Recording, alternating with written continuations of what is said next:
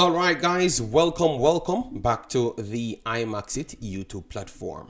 I'm your host, JD.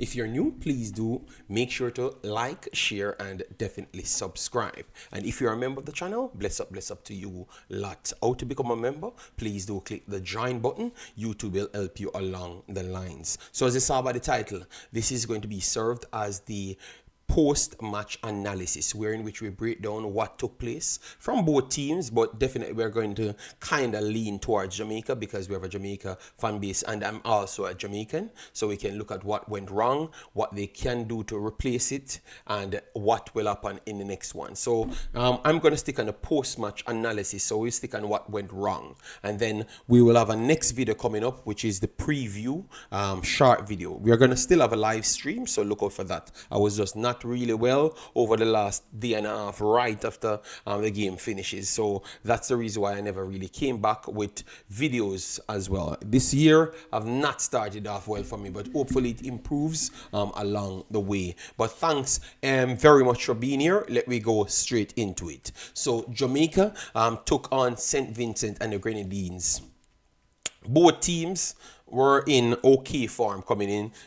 St. Vincent kind of won a lot of games, but if you look at their opponents, some of them are kind of weaker. So that's why most people never really looked into the detailing to see what they could have done. But we had done a post preview on it and told you that they are one of the fastest recording team, good strength, and definitely physical. All right, but if you say the overall quality of the top ilk, which is the Mexico, Canada, and United States, you might say they drop short of those higher standards. So Jamaica on the opposite end has those capable players because Jamaica has Leon Bailey, Damara Gray, Ethan Pinnock, and all of those individuals. So they do have some of those individuals. So if you look at individual qualities, I always thought that Jamaica could have gotten the edge if they could have matched the physicality and the speed. All right, yes. So let me look at it now. So as I saw, these were both lineups as you are seeing on the screen right here. Jamaica started with Andre Blake, our main goalkeeper, for the national team, and maybe one of the best goalkeepers in history in our region. You had at the back Ethan Pinnock, King, as the two centre-back pairing. Clearly, something is wrong with Lati Bodir, but we're going to get into that. Lexa Lembekisa and Amari Bell. Solid enough, but still drop short of our best back four that we could have listed. All right. Then you had in the midfield, deeper line midfield, it's Isaac Aiden and Sule Makala. So Sule Makala, this is the first major game he had for the national team. Leon Bailey, Damara Gray, and Bobby Decover Reed in front of them. And then we have Shamar Nicholson. Over on the other side, we have L. Christopher, A. Johnson, N. Charles, Bernan Bob, and Marshall, with Spring and Joseph deeper line, with Anderson coming over the right hand side, which you're going to talk about Anderson.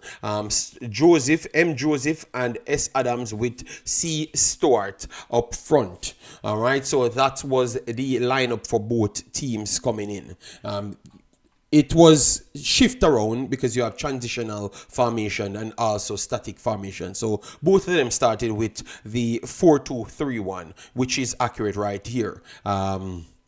Jamaica, in their transitional phase, they went back to their traditional 4-2-4. Did they keep that shape? I would say no, and that was one of the biggest problems.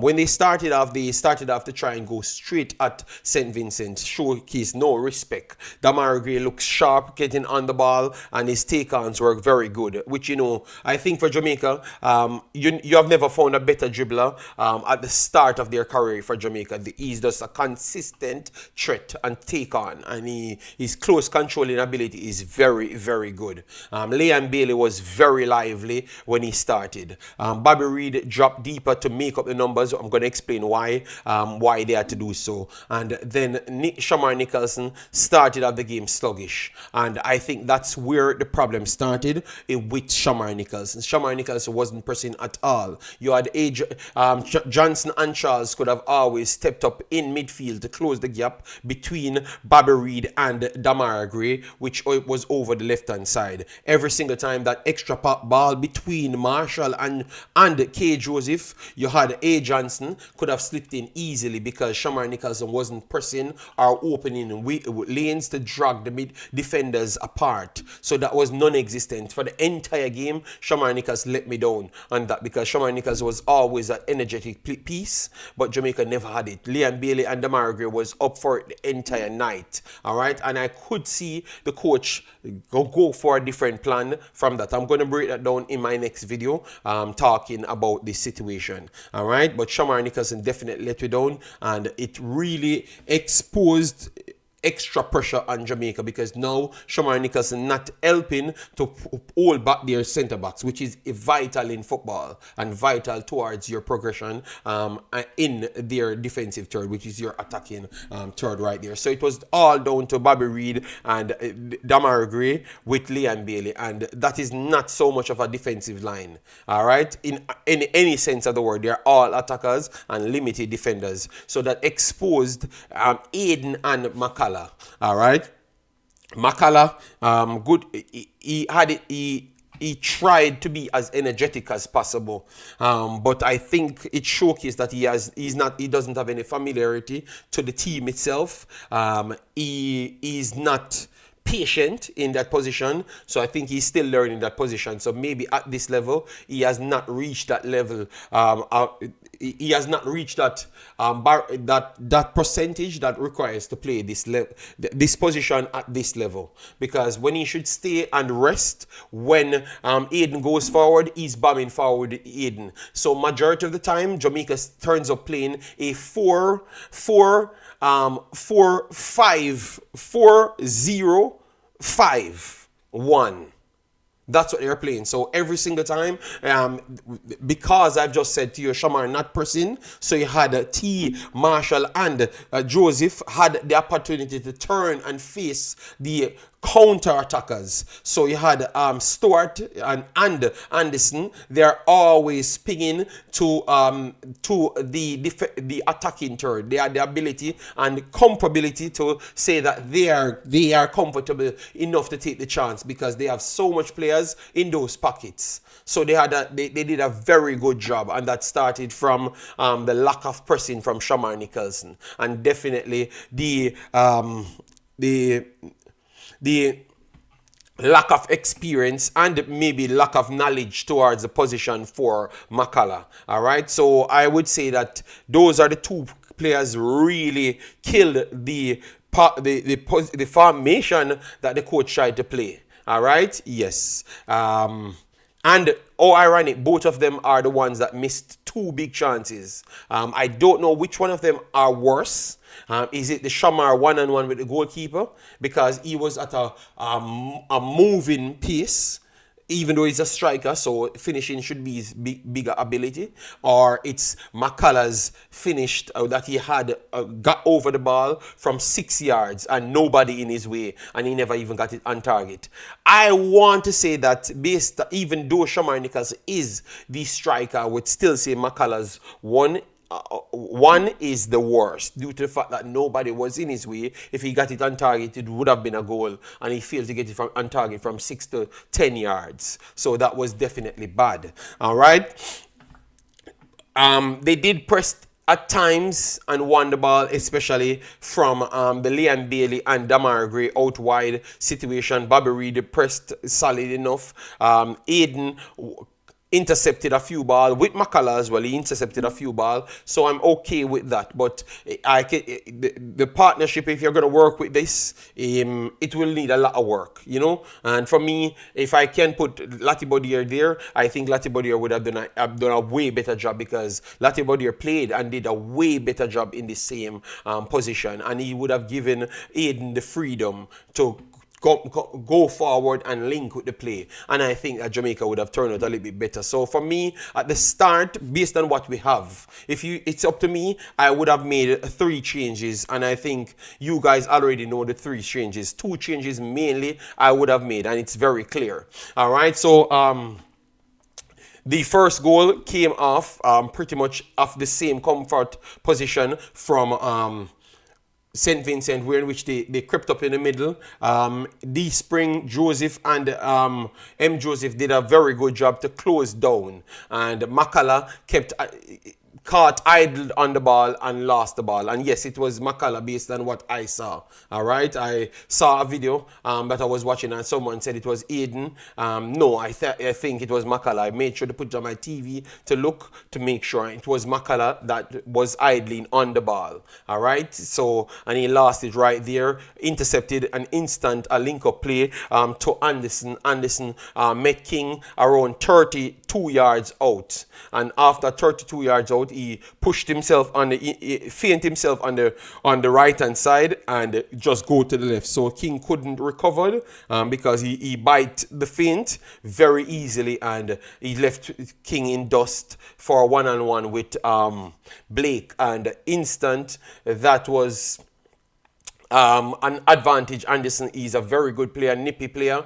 and technical ability with speed, and that's what I've always liked from a forward. He has both of them, and he works it well. Scores against everyone. He scores against Suriname, scores against Jamaica, scores against almost everyone he plays. El Salvador, everyone he's going to play, he's going to score, you know, because once they can win the ball in midfield and he's going to counter, his speed is ridiculous, skill set is ridiculous, and he has finishing ability so far. So based off that, I wouldn't blame King so much. I know it was still bad for him, but Mcclaren can't be missing. You can't do that none at all. Doing that, it's just flat off poor. All right, and once that happens, it's going to be a night for majority top level players attacking defenders. That's why you have screeners, and if you use 2 screeners, you are aware that the next team has a ridiculous threat. So that's your job there. You should not be so comfortable idling on the ball. So Mcclaren, I want to say that definitely by him missing the big chances, him not staying in position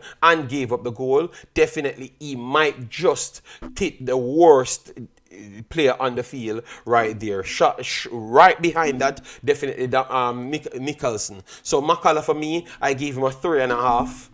Just for his energy. All right, and Nicholson, I gave him like a 4.5, because he was not winning the aerial balls, so he was not helping at all. So it was not his day right there.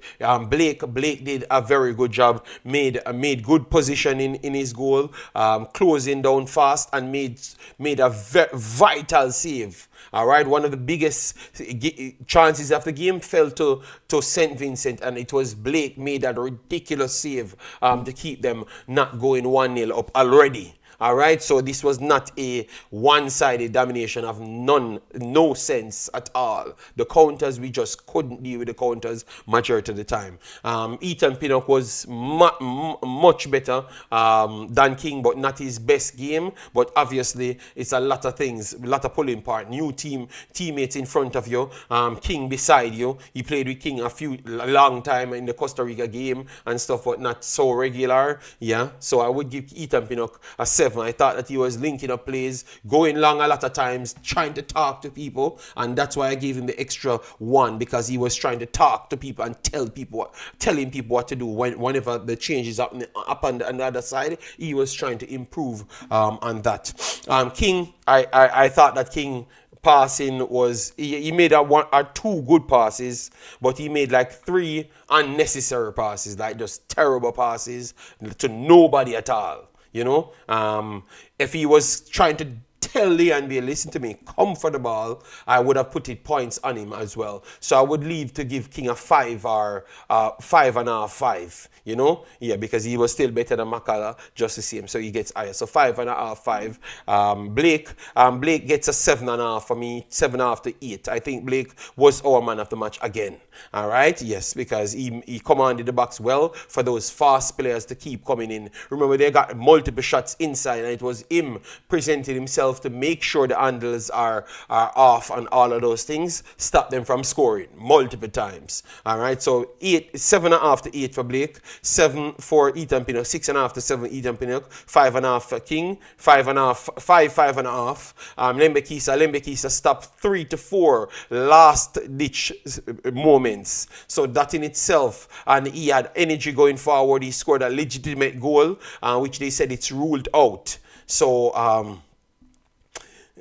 I thought he did everything well, so Blembekisa would be one of them getting also a 7, a 6, a 7, 6.5, 7 for Blembekisa. If he had gotten the goal, he would have gotten the man of the match right there, but he never got the goal because they took it away from him. So I would go to Blembekisa, 7.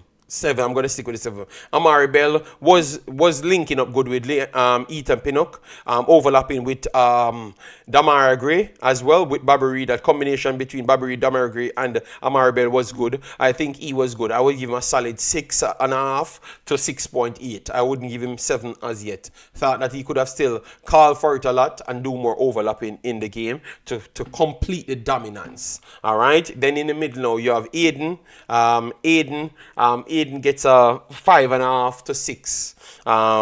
Thought he should have talked to Makala a lot more. It never did. Obviously, it's a new partnership, so that might take time. If Makala gets that time, which I'm not sure if he's going to, because Jamaica have a lot more players that can play these positions that are way better than him. At least his current position that he's in now. All right, so a 5.5, 5.8 for him. Makala, definitely. You guys give me Makala score. Yeah. And Leon Bailey, I thought that Leon Bailey was energetic right through the game. Some limited control is here and there, but he was always a threat. This is what I want from Leon Bailey, my team. I would go. He got the penalty as well, knowing that he missed the penalty the last time. And the designated penalty taker is Bobby Reed, and he demanded the ball, even though some people would say that's bad, which I could understand from their point. But at the same time, I am going to say, yeah, I'm going to give him a solid, because I gave Blake 7.5. Leon Bailey will get a 7 for me. Damar Gray gets a little bit lower, 6.5, 6.8. But his take-ons were very good right through the game, kept them on their back foot. If not, they would have advanced a lot more. Yes, Bobby Reed was less effective, but he was still dropping and doing a lot more work. He dropped into central midfield and played it better than Mcclaren in 3 minutes.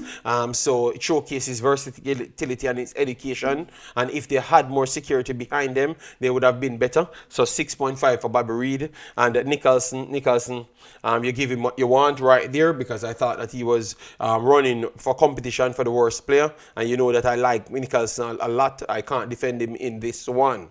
All right. Let me move, because this video is getting too long, I know. But this is a breakdown, people. All right. Then we have to look at the persons that came on. So Dixon, Warner Brown, and Cephas came in. Cephas came in over the right-hand side. Cephas has to be a hit and miss. He has to go direct. Or if he gets stops, he doesn't really have anything else. And that was the amount of minutes he got. That is exactly. First 2 tries, he couldn't beat the man. And when he beats the man one time, he lost his footing. And I don't know what he was doing.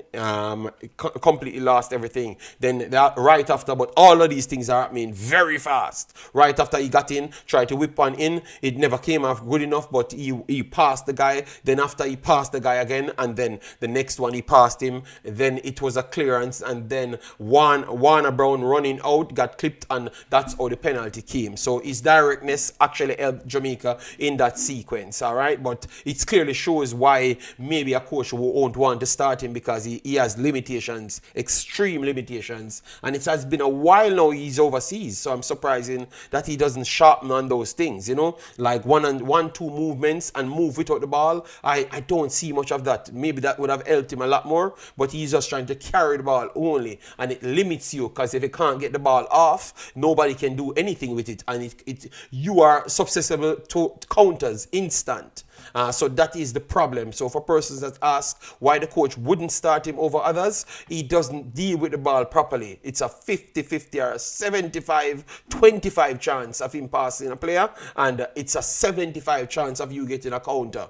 And you don't want to take a 1 out of 4 chance on a player. But when you have nothing to go for, nothing to play for, you will definitely just throw him on and say, yo, we ain't getting anything. Shaman Nichols ain't doing anything. So we throw him on and let me try push drop Bobby Reed or Warner Brown in the middle, or Damaro Gray if he's on the field. I could see, so I couldn't blame the coach. All right, he's seeing the same thing that we are seeing as well. Yeah, so Warner Brown, he came in, he got a few aerial balls.